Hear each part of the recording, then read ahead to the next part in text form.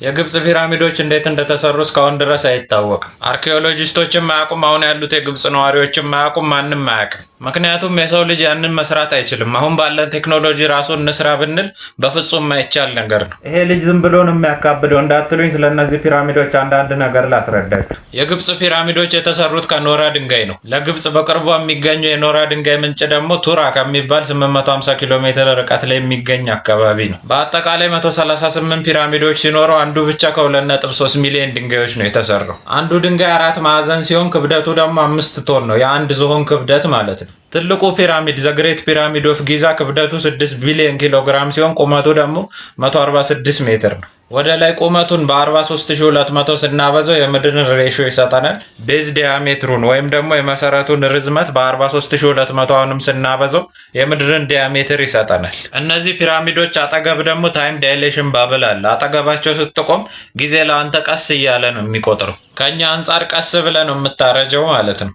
ዘግሬት ፒራሚድ ኦፍ ጊዛ ደግሞ በትክክል የምድር መሃል ላይ ነው የሚገኘው። ይህንን ለማድረግ ደግሞ ከምድር ውጭ ሆኖ ምድርን በትክክል ለክቶ የምድር መሃል የቱ ጋር እንደሆነ የሚነግረን ሳተላይት ያስፈልገናል። ዘግሬት ፒራሚድ ኦፍ ጊዛ እና ሌሎቹ አብዛኞቹ ፒራሚዶች ግብጽ ውስጥ ስለሚገኙ ሁሉም ፒራሚድ ግብጽ ውስጥ ይመስለናል፣ ግን አይደለም። ከግብጽ ውጭ ፒራሚዶች በዓለም ዙሪያ ብዙ ቦታ ነው ያሉት። ለምሳሌ ሜክሲኮ ውስጥ አሉ፣ ኢራቅ ውስጥ አሉ፣ ቻይና ውስጥ እና ህንድ ውስጥም አሉ።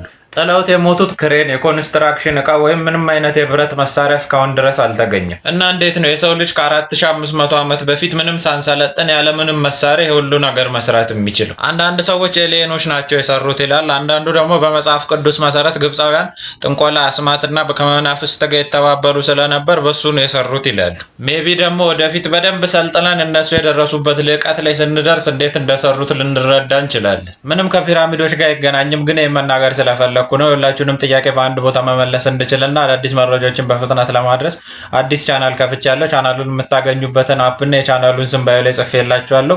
ወደ ፒራሚዶች እንመለስ። ስለዚህኛው እርግጠኛ አይደለሁም፣ ግን አንዳንድ ሰዎች ዝም ብለው ግብፃውያን እየተጓዙ እያለ አገኙትና በዙሪያው ከተማቸውን ሰሩ ይባላል። አሁን እንዴት ሰሩት የሚለውን እንተውና ለምን ሰሩት የሚለውን ልንገራችሁ። ትንሽ ሂስትሪ ተምረናል የሚሉ ሰዎች የግብፅን ነገስታት ንብረትና አስክሬን የሚያስቀምጡበት ነው ልትሉ ትችላላችሁ፣ ግን አይደለም። የግብፅ ነገስታቶች ሬሳ ቶምብ የሚባል የግብፅ ቅርጽ ውስጥ ነው እንጂ የሚቀመጠው ፒራሚድ ውስጥ አይደለም። አንድ የግብፅ ቶምብ ወይም መቃብር ጨለማ በሂሮግሊፍስ የተሞላና ብዙ አስክሬኖች ውስጡ ያለ ነው። ግን እነዚህ ፒራሚዶች ውስጣቸው ምንም አይነት ሂሮግሊፍስ የለም፣ ውስጣቸውም አንድም አስክሬን አልተገኘም። እነዚህ ፒራሚዶች ለምን እንደተሰሩ እስካሁን ድረስ በእርግጠኝነት አይታወቅም። ግን አርኪኦሎጂስቶች የኤሌክትሪክ ማመንጫና ማስተላለፊያ ናቸው ብለው ግምታቸውን ያስቀምጣሉ። ፒራሚዶቹን ለመስራት የተጠቀሙት የኖራ ድንጋይ ከሌሎች ድንጋዮች አንጻር በጣም ትንሽ ማግኒዚየም ነው ያለው።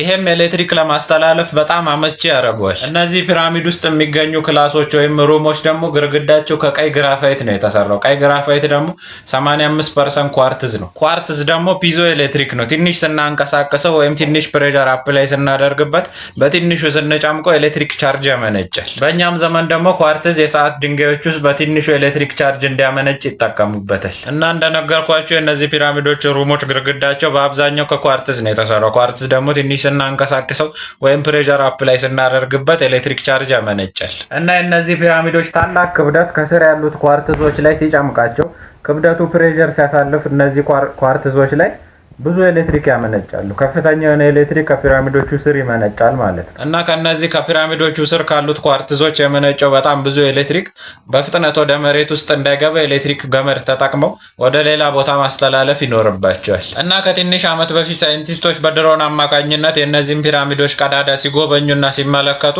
ልክ እኛ ዛሬ እንደምንጠቀምበት አይነት የኤሌክትሪክ ማስተላለፊያ 2 ኮፐር ገመድ አግኝተዋል። እናንተ ስለ ፒራሚዶች ምን ትላላችሁ? ይህን ቪዲዮ ስታዩ ምን ተሰማችሁ? ምጽፉልኝ። እያንዳንዱን ኮሜንት ስለማነበው ሀሳብ አስተያየታችሁን ኮሜንት ላይ ጻፉልኝ። ፒስ አውት።